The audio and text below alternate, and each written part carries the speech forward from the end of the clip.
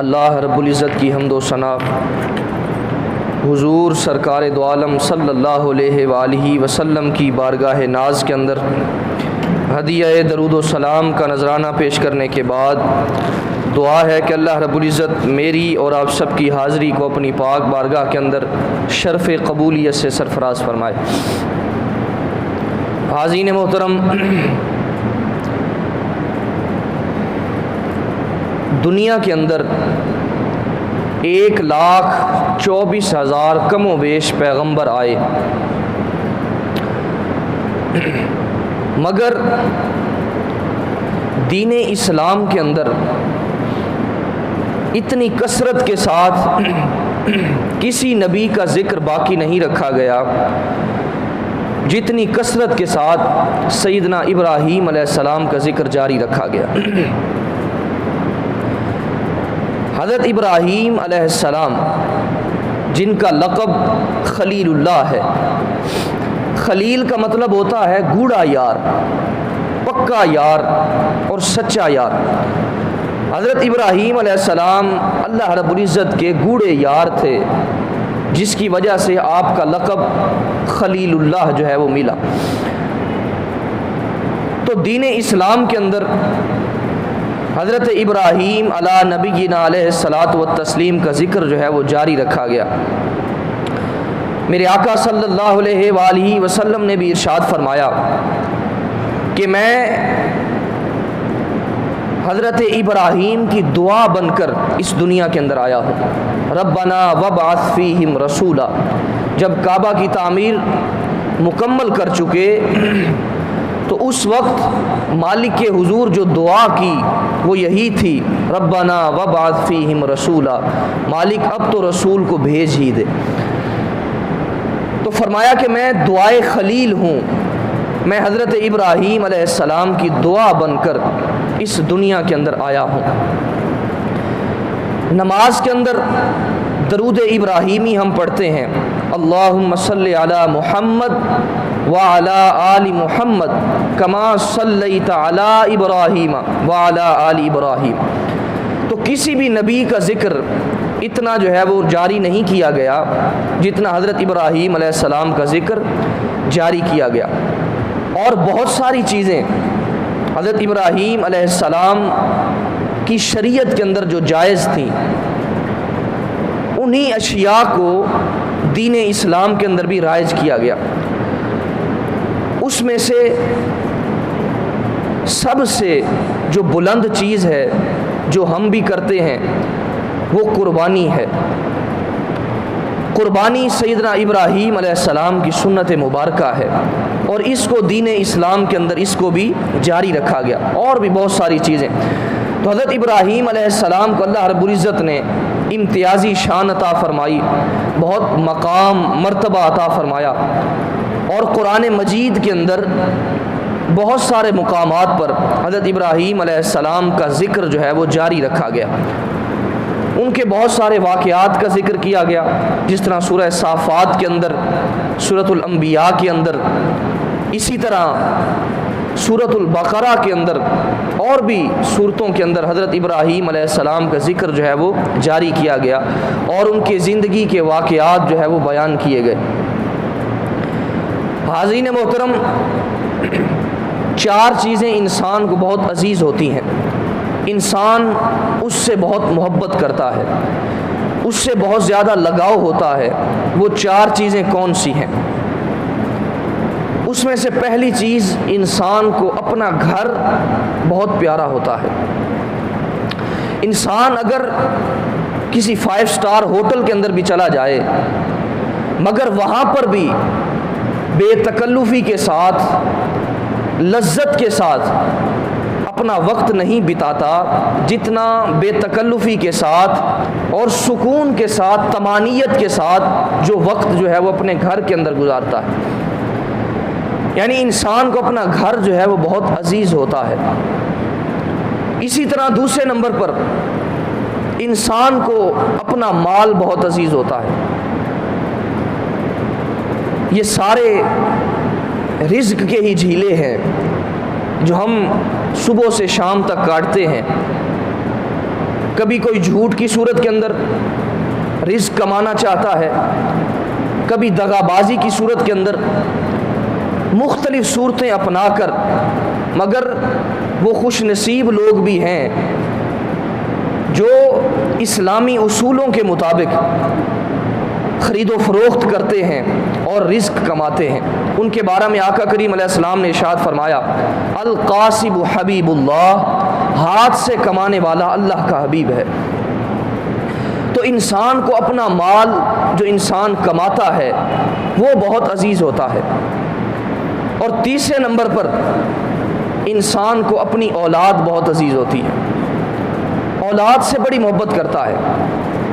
یعنی اولاد اگر رنگت کی کالی ہی کیوں نہ ہو، مگر جب سینے پر چڑھ جاتی ہے تو اللہ رب العزت سکون عطا فرما دیا کرتا ہے۔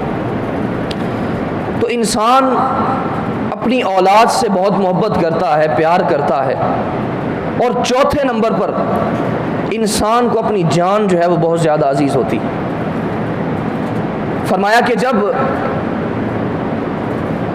کوئی شخص تمہیں یہ کہے کہ کلمہ کفر کہو نہیں تو تمہیں جان سے مار ڈالوں گا، تو فرمایا اس وقت وقتی طور پر کلمہ کفر کہہ ڈالو مگر اپنی جان کو بچا ڈالو۔ تو جان انسان کو عزیز ہوتی ہے۔ انسان کے پاس جتنا بھی مال ہوتا ہے، مگر کوئی شخص آ کر گن پوائنٹ پر کہتا ہے کہ مجھے مال دے دو نہیں تو تجھے مار ڈالوں گا، تو وہ شخص برچستہ ہی اپنا سارا مال دے دیتا ہے۔ اس کی وجہ کیا ہوتی ہے؟ انسان کو جان بہت زیادہ عزیز ہوتی ہے۔ مگر اللہ رب العزت نے حضرت ابراہیم علیہ السلام سے جب امتحانات لیے تو حضرت ابراہیم علیہ السلام نے سب کچھ اللہ رب العزت کی بارگاہ کے اندر قربان کر دیا، سب کچھ نچھاور کر دیا۔ اسی وجہ سے حضرت ابراہیم علیہ السلام کو خلیل اللہ کا لقب ملا۔ یعنی اللہ کی محبت کے اندر، اس کی چاہت اور لگن کے اندر آپ نے سب کچھ قربان کر ڈالا۔ بیٹا ہے، اتنے عرصہ کے بعد آپ کے گھر کے اندر پیدا ہوا، حکم ہوا کہ اس کو ذبح کر دو۔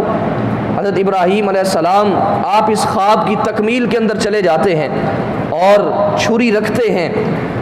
تو اصل کے اندر بات یہ ہے کہ ہر امتحان کے اندر حضرت ابراہیم علیہ السلام نے اللہ رب العزت کی بارگاہ کے اندر ثابت قدمی کو اپنایا۔ اور اسلام ہم سے بھی یہی تقاضا کرتا ہے، ہم سے یہی تقاضا کرتا ہے کہ ہم بھی اسلام کے اندر پورے داخل ہو جائیں، ثابت قدم ہو جائیں۔ اللہ رب العزت کبھی کچھ دے کر آزماتا ہے اور کبھی کچھ لے کر آزماتا ہے، اور دیکھتا ہے کہ میرا بندہ جب میں اس کو رزق دے رہا تھا تو کیا یہ میرا شکر بھی ادا کرتا ہے یا نہیں کرتا، اور جب کچھ انسان سے واپس لے لیتا ہے اور تب بھی آزماتا ہے کہ میرا بندہ اب صبر کرتا ہے یا نہیں کرتا۔ تو انسانی زندگی صبر اور شکر کے درمیان ہونی چاہیے۔ ہر حال کے اندر اس کی یاد کے اندر انسان کو مستغرق رہنا چاہیے، اس کی محبت کو حاصل کرتے رہنا چاہیے، اس کی معرفت کو حاصل کرتے رہنا چاہیے۔ محمود ایاز کا آپ نے نام سنا ہوگا۔ محمود ایاز سے بڑی محبت کیا کرتا تھا۔ باقی بھی وزراء تھے، مشیر تھے، باقی بھی درباری تھے، مگر جو محمود بادشاہ تھا وہ ایاز سے بہت زیادہ محبت کیا کرتا تھا۔ ایک دن محمود نے اپنے چند لوگوں کو بلایا اور بلا کر ان کے ہاتھوں کے اندر کڑوے فروٹ دے دیے، کڑوے فروٹ دے کر کہا کہ ان کو کھاؤ۔ اب جو بقیہ جو وزیر مشیر تھے انہوں نے کڑوے پھلوں کو پکڑا اور جب ذائقہ چکھا تو اس وقت ان کو پتہ چلا کہ یہ تو کڑوے ہیں، لہٰذا انہوں نے کھانے سے انکار کر دیا۔ مگر جب ایاز کو بلایا گیا تو ایاز نے جب فروٹ کو چکھا اور اپنی زبان پر لگایا اور جب کڑوا ذائقہ محسوس ہوا ایاز نے انکار نہیں کیا بلکہ فوراً ہی سارا فروٹ اپنے اندر انڈیل دیا، سارے کا سارا فروٹ کھا گئے۔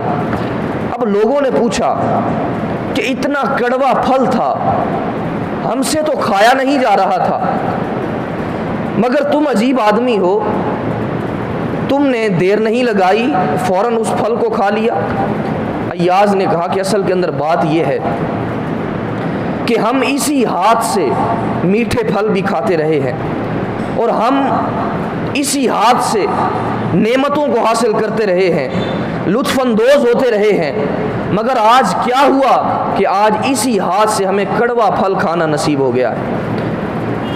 میٹھا پھل بھی یہی کھلاتا تھا اور آج کڑوا اگر اس نے کھلا دیا ہے تو کیا ہو گیا، اس وجہ سے میں نے اس پھل کو کھا لیا ہے۔ تو انسان اس حال کے اندر اللہ رب العزت سے محبت کرے، جب انسان کو تکالیف آتی ہیں اس وقت بھی انسان شکر کا دامن، صبر کا دامن ہاتھ سے نہ چھوڑے اور اس وقت بھی صبر کا مظاہرہ کرتا رہے، اور جب اللہ رب العزت کی نعمتیں آئیں تو اس وقت بھی انسان نہ شکرا نہ بنے بلکہ اس کو یاد کرتا رہے۔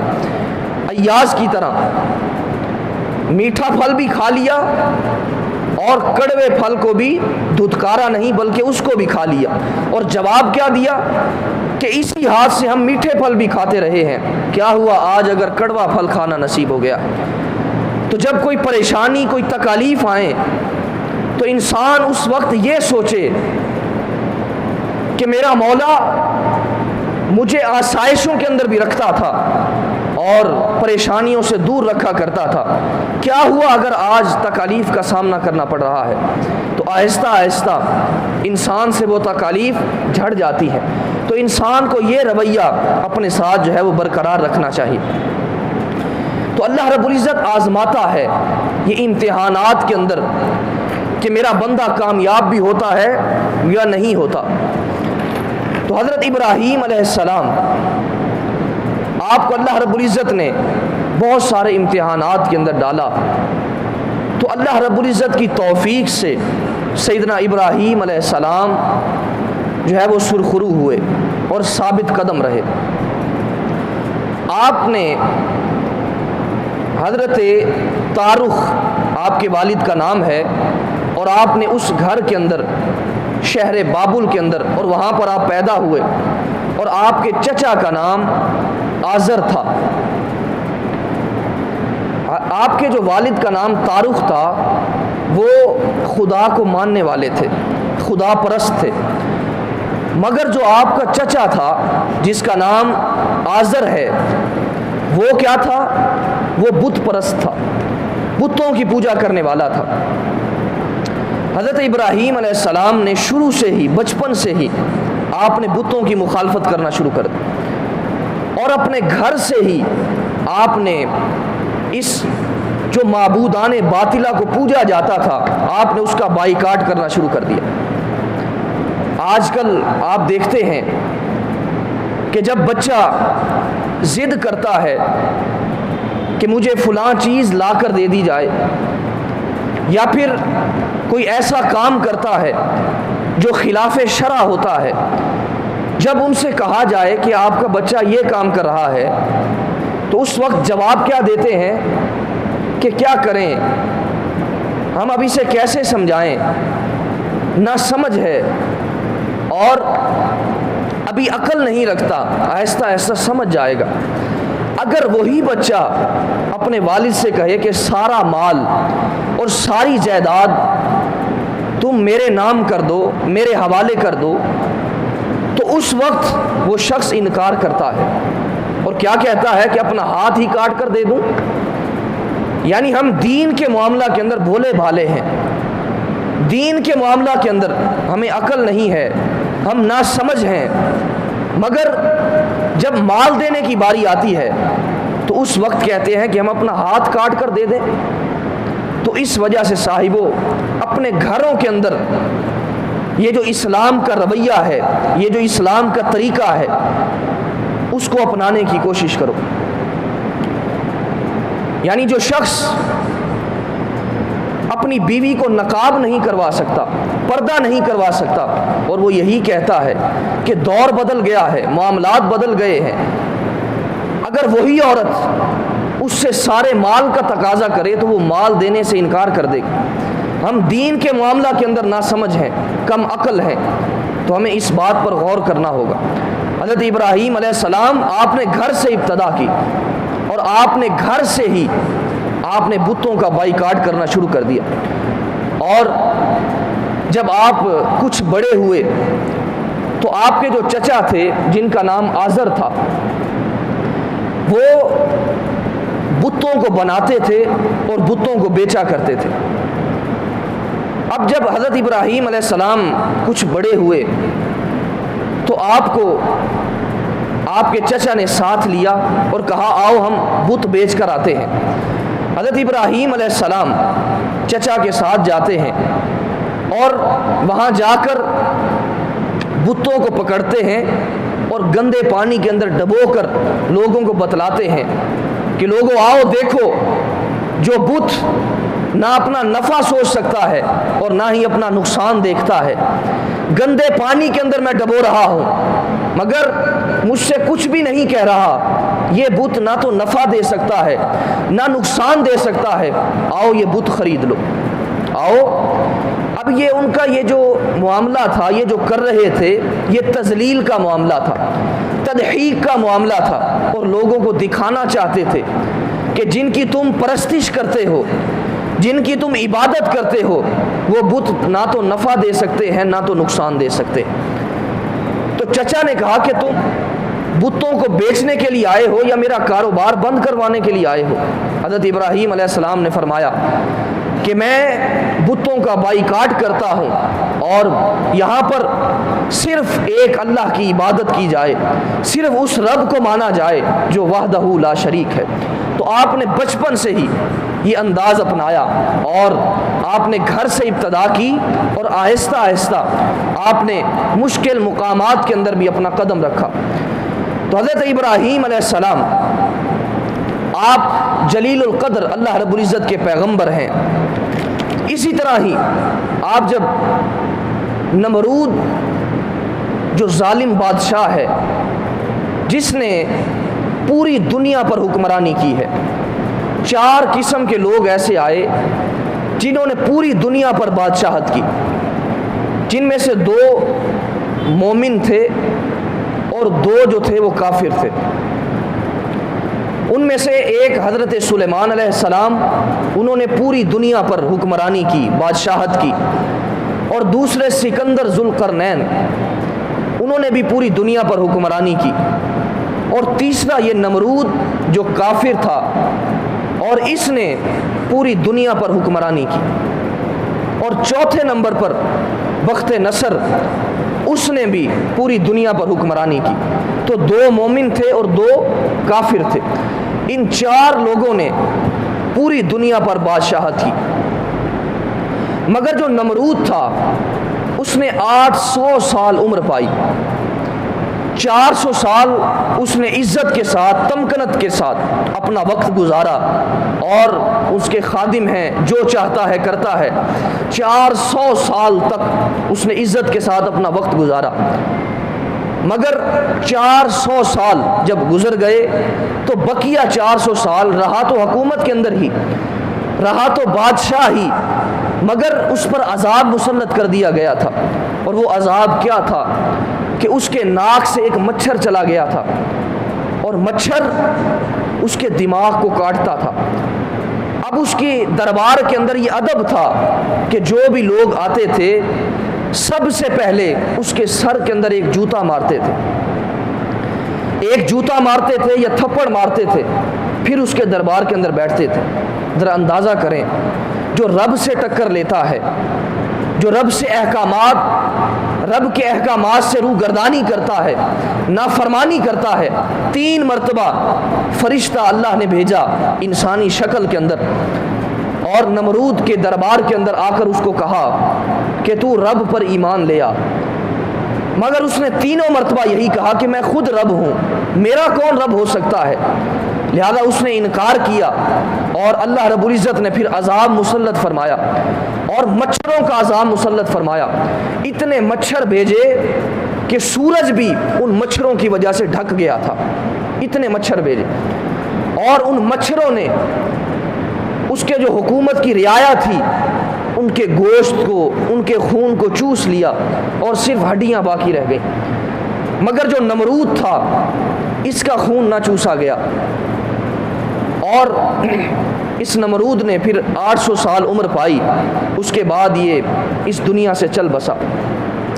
تو سدا حکمرانی, سدا بادشاہت انسان کی نہیں ہے. سدا بادشاہت جو ہے وہ اللہ رب العزت کی ہے, جو بادشاہوں کا بادشاہ ہے, جو شہنشاہوں کا شہنشاہ ہے. اس کے احکامات سے روگردانی نہ کی جائے اور اس کے احکامات کی خلاف ورزی نہ کی جائے. تو حضرت ابراہیم علیہ السلام آپ نے نمرود کو بھی للکارا. ذرا اندازہ کریں, آقا کریم علیہ السلام نے ارشاد فرمایا کہ سب سے بڑا جہاد یہ ہے کہ ظالم بادشاہ کے سامنے کلمہ حق کو بلند کیا جائے. ظالم بادشاہ کے سامنے کلمہ حق کو بلند کیا جائے. حضرت ابراہیم علیہ السلام آپ نمرود کے دربار کے اندر جاتے ہیں اور وہاں جا کر آپ اسے فرماتے ہیں, اس کو اللہ رب العزت نے سورۃ البقرہ کے اندر بیان فرمایا. فرمایا اے حبیب صلی اللہ علیہ وآلہ وسلم الم تر الی الذی حاج ابراہیم, کیا آپ نے نہ دیکھا ابراہیم کے ساتھ جس شخص نے حجت کی, جس نے جھگڑا کیا رب کے بارہ کے اندر, ان آتاہ اللہ الملک, جس کو اللہ رب العزت نے بادشاہی دی تھی, جس کو اللہ رب العزت نے بادشاہی دی تھی. تو لوگ جب اقتدار کے اندر آتے ہیں, تھوڑے سے وقت کی بادشاہت کے اندر لوگوں پر ظلم کرتے ہیں, رعایا پر ظلم کرتے ہیں. ان کو یہ چیز سامنے رکھنی چاہیے کہ انسان کی حکمرانی, اقتدار ہر وقت نہیں رہنا, بلکہ ایک دن اس نے ضرور ختم ہو جانا ہے. سدا بادشاہت اللہ رب العزت کی ہے. فرمایا ان آتاہ اللہ الملک, اور جس کو اللہ رب العزت نے بادشاہت دی, ساری دنیا کی بادشاہت اس نے کی. نمرود نے پوری دنیا پر حکمرانی کی. اس کے بعد اذ قال ابراہیم ربی الذی یحیی و یمیت, اب اس نے پوچھا کہ بتا تیرا رب کون ہے جس کے تو گن گاتا ہے اور جس کی وجہ سے ہمارے بتوں کو تو نیست و نابود کرتا ہے, ہمارے بتوں کا انکار کرتا ہے, بتا تو صحیح تیرا رب کون ہے. حضرت ابراہیم علیہ السلام نے فرمایا ابراہیم ربی الذی یحیی و یمیت, میرا رب وہ ہے جو زندگی دیتا ہے اور موت دیتا ہے, جو زندہ کرتا ہے اور مارتا ہے, وہ میرا رب ہے. اب اس نے کیا کیا, قال انا احیی و امید, نمرود نے کہا کہ میں بھی زندگی دیتا ہوں اور میں بھی موت دیتا ہوں, میں بھی زندہ کرتا ہوں, میں بھی مارتا ہوں. اب مفسرین کرام بیان فرماتے ہیں کہ اس نے جیل کے اندر جو 2 قیدی موجود تھے, ان 2 قیدیوں کو بلوایا اور ایک کو اس نے پھانسی دے دی, مار دیا, اور دوسرے کو اس نے رہا کر دیا. کہا یہ کام تو میں بھی کر سکتا ہوں.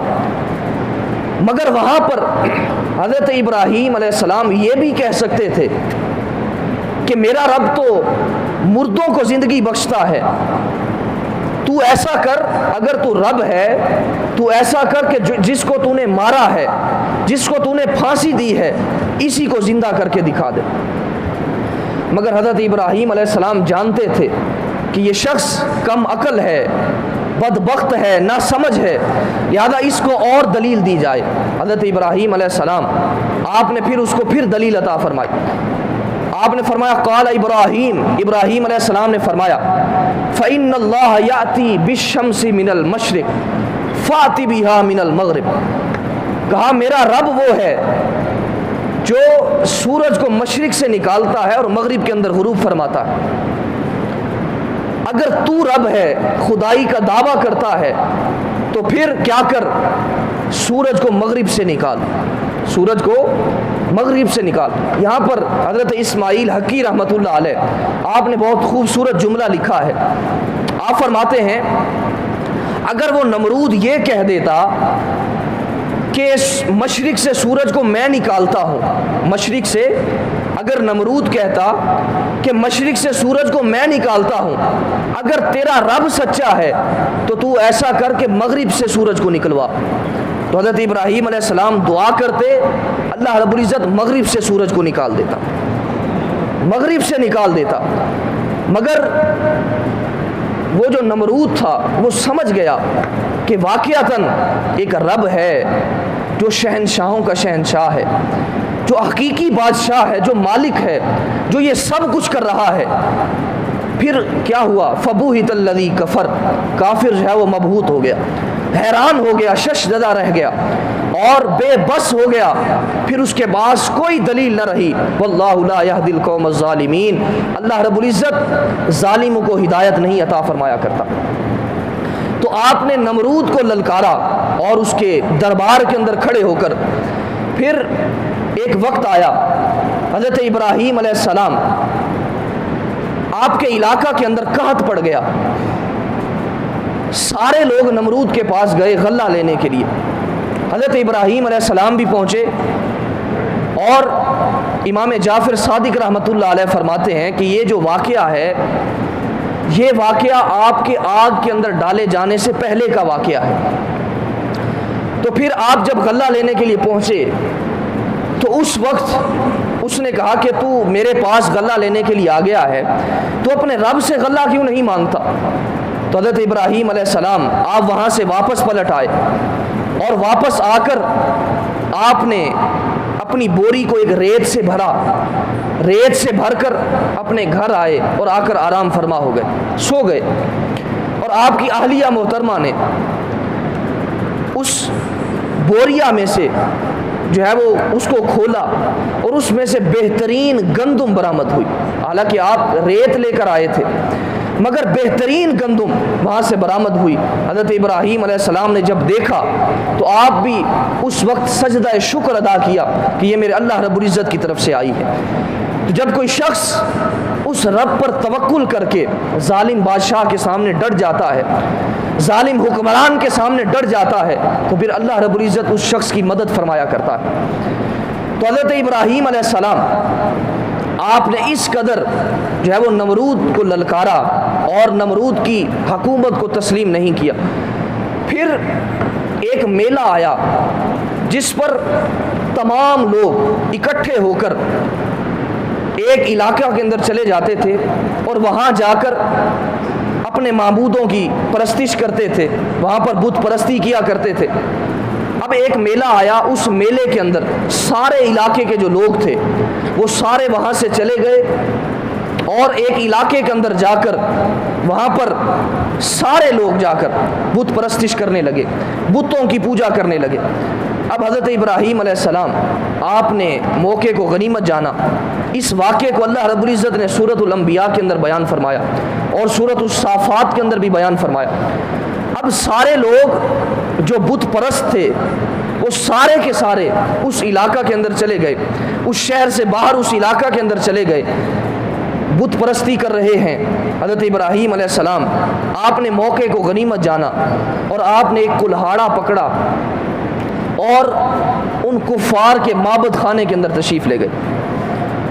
معبد خانے کے اندر گئے، وہاں پر بتوں کی قطاریں لگی ہوئی ہیں، ایک بڑا بت ہے اور بقیہ بت جو ہے وہ بالکونیوں کے اندر سجائے ہوئے ہیں، اور ان کے سامنے بے شمار انواع و اقسام کے فروٹ پڑے ہوئے ہیں، کھانے موجود ہیں۔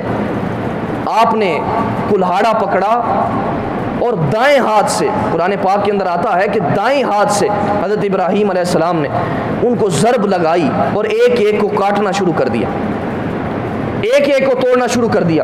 حضرت ابراہیم علیہ السلام آپ نے جب سارے بتوں کو توڑ دیا، قرآن مجید کے اندر آتا ہے کہ دائیں ہاتھ کے ساتھ، یعنی بائیں ہاتھ کی بنسبت دائیں ہاتھ کے اندر اللہ رب العزت نے طاقت زیادہ رکھی ہوتی ہے۔ تو قرآن مجید کے اندر آتا ہے کہ حضرت ابراہیم علیہ السلام نے دائیں ہاتھ کے ساتھ کلہاڑا مارا اور سارے بتوں کو پاش پاش کر دیا، مگر صرف ایک بت کو چھوڑ دیا جو ان کا بڑا بت تھا، اور وہ جو کلہاڑا تھا اس بڑے بت کی گردن پر رکھ دیا۔ اب یہاں پر جب مناظرہ کیا جاتا ہے تو مناظرہ کے اندر جو مناظرہ کرنے والا ہوتا ہے وہ ضرور کوئی نہ کوئی ایسا راستہ چھوڑتا ہے جس پر جو سامنے والا ہوتا ہے وہ ضرور آ کر وہاں پر پھنستا ہے. وہ جان بوجھ کر کوئی نہ کوئی ایسی جگہ ضرور چھوڑتا ہے تاکہ مد مقابل کو وہاں پر پھنسایا جا سکے. اسی طرح جب تالاب کے اندر مچھلیاں پکڑتے ہیں تو اس وقت سارے راستے بند کر کے ایک راستہ ضرور چھوڑ دیا جاتا ہے تاکہ یہاں پر مچھلیاں جو ہے وہ چارہ کھانے کے لیے آئیں اور یہاں پر قید کے اندر آ جائیں. اب حضرت ابراہیم علیہ السلام آپ نے سارے بتوں کو توڑ دیا اور ایک بت جو بڑا بت تھا آپ نے اس کی گردن پر کلہاڑے کو رکھ دیا. جب لوگ وہاں پر اس علاقہ سے ہو کر آئے اور آ کر اپنے معبد خانے کے اندر پہلے حاضر ہوئے, کیا دیکھتے ہیں کہ سارے بت ٹوٹے ہوئے ہیں, سارے بت بکھرے ہوئے ہیں, مگر ایک بت موجود ہے. اب انہوں نے کہا کہ یہ کون کر سکتا ہے, کون ایسا ظالم ہے جو یہ کام کر سکتا ہے, اپنے خداؤں کے ساتھ یہ کر سکتا ہے. وہاں پر کچھ لوگوں نے کہا کہ ابراہیم ہے, ایک شخص ہے جو ان بتوں کو برا بلا کہتا ہے, کیا پتہ شاید اس نے یہ کام کیا ہو. اب لوگوں نے کہا کہ اس کو بلایا جائے اور لوگوں کو بھی اکٹھا کیا جائے اور گواہیاں اکٹھی کر کے اور لوگوں کے سامنے اس کی گواہیاں اکٹھی کر کے پھر اس کو سزا جو ہے وہ دی جائے. اب لوگ اکٹھے ہوئے, حضرت ابراہیم علیہ السلام سے پوچھا گیا کہ بتاؤ کیا یہ عمل تم نے کیا ہے؟ حضرت ابراہیم علیہ السلام فرماتے ہیں اب آپ نے یہاں پر جھوٹ نہیں بولا بلکہ توریہ استعمال فرمایا. آپ نے فرمایا تذلیل کے اندر, تضحیق کے اندر آپ نے ارشاد فرمایا, کہا کہ تم اس کے بڑا جو بت ہے اس کے گردن پر کلہاڑی رکھی ہوئی ہے, تم اس سے کیوں نہیں پوچھتے, کیا پتہ اس نے ایسا عمل کیا ہو. اب وہ جو لوگ تھے اب ایک پل کے لیے انہوں نے کہا لقد علمنا ما هؤلاء ينطقون, ابراہیم تو جانتا ہے کہ یہ بولتے نہیں ہیں, ابراہیم تو جانتا ہے کہ یہ بولتے نہیں ہیں. اس وقت حضرت ابراہیم علیہ السلام آپ نے موقع کو غنیمت جانا اور یہاں پر حضرت ابراہیم علیہ السلام لانا چاہتے تھے, جس کی وجہ سے آپ نے فوراً فرمایا کہ جو بت بول نہیں سکتے, اپنا نفع نقصان بیان نہیں کر سکتے, جو اپنی مظلومیت کی کہانی نہیں بیان کر سکتے, وہ تمہیں کیا نفع اور نقصان دے سکتے, تمہیں کیا نفع دے سکتے ہیں, کیا نقصان دے سکتے ہیں. اس وقت حضرت ابراہیم علیہ السلام نے جب یہ فرمایا تو انہوں نے کہا, وہ ایک مرتبہ اپنے گریبانوں کے اندر جھانکنے لگے, سوچنے لگے کہ بات تو یہ ٹھیک کر رہا ہے, یہ بات تو ٹھیک کر رہا ہے, مگر پھر اوندھے گرا دیے گئے اور پھر سوچنے پر مجبور ہو گئے. پھر انہوں نے کہا کہ لقد علمنا ما هؤلاء ينطقون قال افتعبدون من دون الله ما لا ينفعكم شيئا ولا يضركم اف لكم ولما تعبدون من دون الله. حضرت ابراہیم علیہ السلام نے فرمایا تم پر افسوس ہے کہ تم اللہ رب العزت کے علاوہ ان کو پوجتے ہو, اللہ رب العزت کے علاوہ ان کو پوجتے ہو. اب انہوں نے کیا کیا, جب کوئی شخص دلائل کے ساتھ مقابلہ نہیں کر سکتا تو اس وقت وہ ذاتیات پر اتر آتا ہے, ذاتیات پر اتر آتا ہے. جب مد مقابل دلائل نہیں دے سکتا, دلائل کے ساتھ مقابلہ نہیں کر سکتا, جب اس کے دلائل بے بس ہو جاتے ہیں اس وقت وہ ذاتیات پر اترتا ہے, ذاتیات پر حملہ کرتا ہے. کبھی کہتا ہے کہ میں نے اس کو فلاں جگہ پر دیکھا تھا, ایسا کر رہا تھا, یہ ایسا کرتا ہے, فلاں کام کرتا ہے. تو ذاتیات پر لوگ اترتے ہیں. اصل کے اندر بات کیا ہوتی ہے, وہ لوگ دلیل کے ساتھ مقابلہ نہیں کر سکتے. حضرت ابراہیم علیہ السلام نے جب ان کو اس قدر مضبوط دلیل دی تو پھر انہوں نے کیا کہا کہ اس شخص کو پکڑو اور اس کو آگ کے اندر ڈالا جائے گا. حضرت ابراہیم علیہ السلام کو قید کے اندر بند کر دیا گیا اور مفسرین کرام بیان فرماتے ہیں کہ 3 ماہ تک ایک بہت بڑا علاقہ مختص کر دیا گیا اور لوگ وہاں پر آتے لکڑیاں ڈالتے, وہاں پر لکڑیاں ڈالتے, حتیٰ کہ لوگ منت مانتے. آج کل جس طرح منت کا رواج ہے تو غیر شرعی منت نہیں ماننی چاہیے, بلکہ منت وہ مانی جائے جو شرعی منت ہو. جس کا شریعت نے تقاضا کیا ہو، ایسی منت نہ مانی جائے۔ مثال کے طور پر میں نے ایک شخص کو دیکھا، وہ شخص اپنے پاؤں کے اندر زنجیر ڈال کر بہت بڑا تالا لگا کر اور پھر رہا تھا، پاؤں کے اندر جوتا بھی نہیں تھا۔ میں نے کہا یہ کیا ہوا، یہ کیوں ایسا کر کے پھرتے ہو؟ اس نے کہا کہ حضرت میں نے منت مانی۔ تو ذرا اندازہ کریں، اس کے ساتھ نہ تو آپ کو کوئی فائدہ ہے اور ایسی نہ منت مانی جائے جو غیر شرعی ہو۔ مثال کے طور پر ایسی منت تو مانی جا سکتی ہے کہ اگر میرا یہ کام پورا ہو جائے تو میں اتنے نوافل ادا کروں گا، میں اتنے لوگوں کو کھانا کھلاؤں گا، یا میں فلاں مزار پر جو ہے وہ دیگ دے دوں گا، فلاں، مگر ایسی منت نہ مانی جائے جو غیر شرعی ہو۔ اس زمانہ کے اندر بھی لوگ توہمات کا شکار ہو گئے، لوگوں نے منت ماننا شروع کر دی، اگر یہ میرا کام ہو گیا تو میں ابراہیم علیہ السلام کی آگ کے لیے میں اتنی لکڑیاں جو ہے وہ ڈالوں گی۔ اب حضرت ابراہیم علیہ السلام آپ کو قید کے اندر رکھا ہوا ہے، 3 ماہ تک وہاں پر لکڑیاں ڈالی گئیں اور پھر آگ جلائی گئی۔ آگ اس قدر جو ہے وہ اس کی حدت اور شدت اتنی تھی کہ علاقہ والے لوگ بھی پریشان ہونے لگے، اور اس کی بلندی اتنی تھی کہ جو پرندہ اس کے اوپر سے گزر کر جاتا تھا وہ جل کر راکھ ہو جاتا تھا۔ ذرا اندازہ کریں، اس قدر جو ہے وہ تیز آگ جلائی گئی اور اتنی لکڑیاں 3 ماہ تک اکٹھی ہوتی رہیں، تب اس کو آگ لگائی گئی۔ اب سوچا جا رہا ہے کہ کیا کیا جائے، ابراہیم کو اس کے اندر ڈالا کیسے جائے؟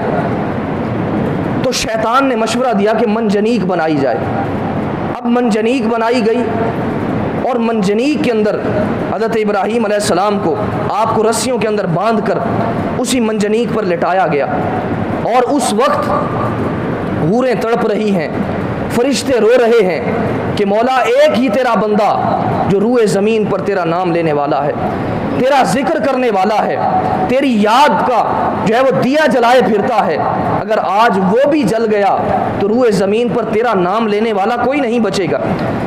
اس وقت اللہ رب العزت نے فرشتوں سے فرمایا، جاؤ میرا خلیل اگر تم سے مدد حاصل کرنا چاہتا ہے تو جاؤ اس کی مدد کرو۔ اب ہواؤں کا فرشتہ حاضر ہوا، اس نے آ کر کہا کہ ابراہیم اگر میرے لیے کوئی حکم ہو تو ارشاد فرمائیں، اتنی ہوا چلاؤں گا کہ سارے کے سارے نمرودی جل کر راکھ ہو جائیں گے۔ مگر حضرت ابراہیم علیہ السلام نے فرمایا کہ نہیں، مجھے تجھ سے کوئی مدد نہیں چاہیے، میں نے سودا اس بازار کے اندر کیا ہے، میں نے اس بارگاہ سے مدد حاصل کرنی ہے، میرا رب ہے وہ جانتا ہے کہ میں کس حال کے اندر ہوں، اگر اس کی مرضی یہی ہے کہ مجھے جلا دیا جائے تو میں اس کے اندر راضی ہوں، خوش ہوں۔ حضرت ابراہیم علیہ السلام آپ نے انکار کر دیا۔ پھر بارش کا فرشتہ حاضر ہوا، کہا مجھے حکم فرمائیں، اتنی بارش برساؤں گا کہ ساری کی ساری آگ جو ہے وہ بجھ جائے گی۔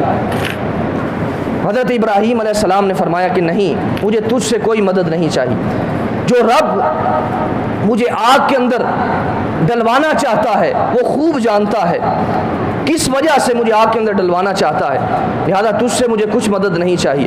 پھر حضرت جبرائیل علیہ السلام وہ حاضر خدمت ہوتے ہیں اور آ کر پھر یہی کہتے ہیں کہ حکم فرمائیں۔ آپ نے کہا کہ مجھے تجھ سے بھی مدد نہیں چاہیے، جب میرے رب کو پتہ ہے اور میرے رب کی مرضی یہی ہے تو پھر میں آگ کے اندر ضرور ڈالا جاؤں گا۔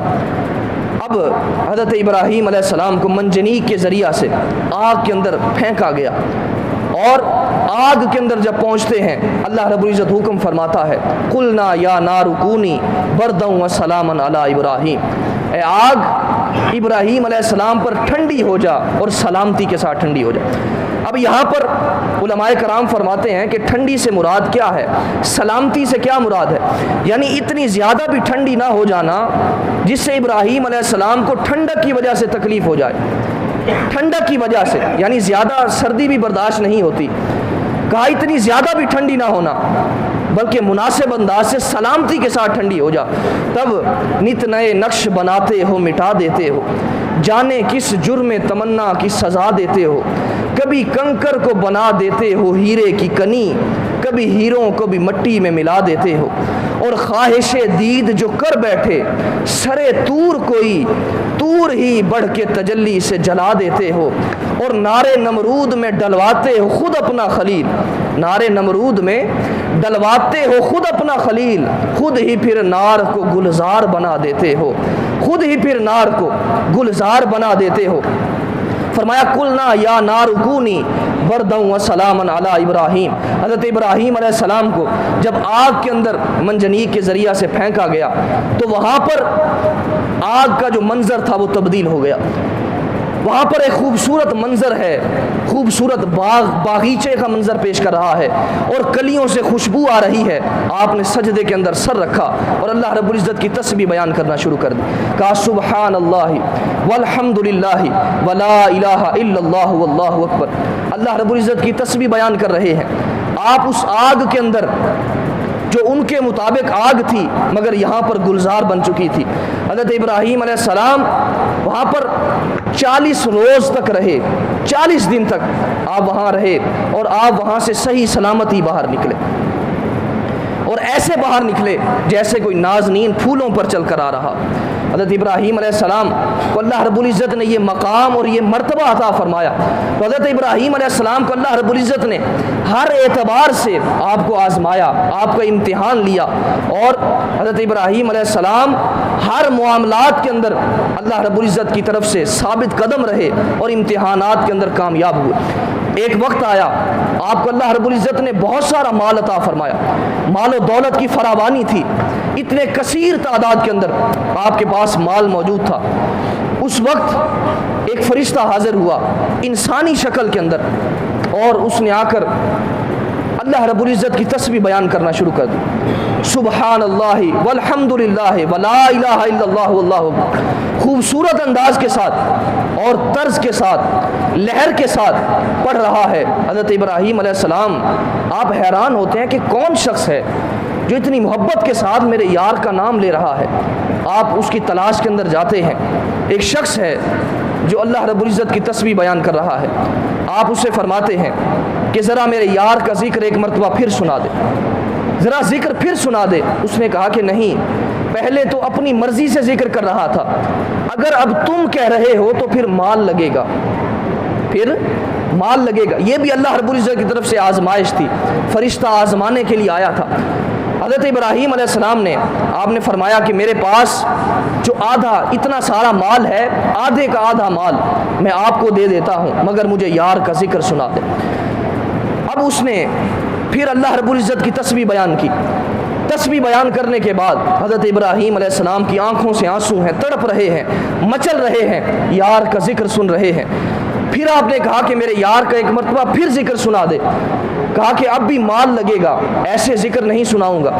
اب اس فرشتے نے جب مال کا پھر تقاضا کیا تو آپ نے آدھا مال جو باقی بچا تھا آپ نے وہ مال بھی اس کو دے دیا اور کہا مجھے یار کا ذکر سنا دے۔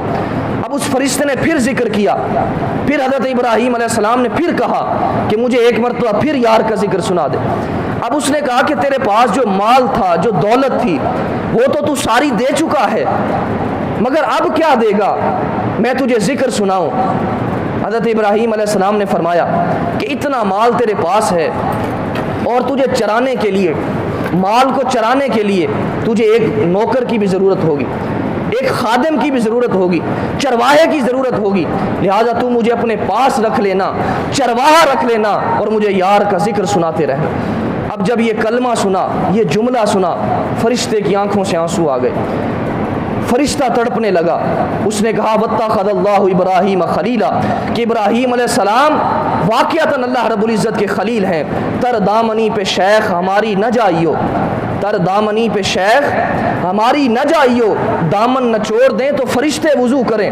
حضرت ابراہیم علیہ السلام آپ نے جب یہ جملہ کہا اس وقت وہ فرشتہ مچل اٹھا اور اس نے کہا کہ میں آپ کا امتحان لینے کے لیے آیا تھا۔ اللہ رب العزت نے آپ کو اس امتحان کے اندر بھی کامیاب اور کامراد کیا ہے، کامران کر دیا ہے۔ تو ذرا اندازہ کریں حضرت ابراہیم علیہ السلام اتنی محبت اللہ رب العزت کے اپنے سینے پر رکھا کرتے تھے اور ساری زندگی آپ نے توکل کے اندر گزاری، توکل کے ساتھ اپنی زندگی جو ہے وہ بسر کی اور اللہ رب العزت کی محبت کے نغمے آلاپتے رہے.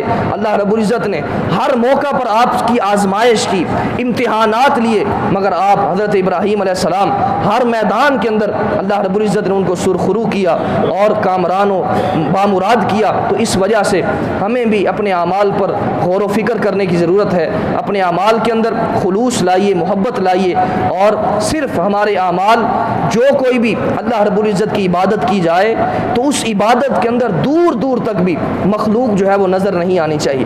صرف خالصتاً اللہ رب العزت کی رضا کی خاطر ہمارے اعمال ہونے چاہیے. دعا ہے کہ اللہ رب العزت ہمیں عمل کرنے کی توفیق عطا فرمائے. وآخر دعوانا ان الحمد للہ رب العالمین.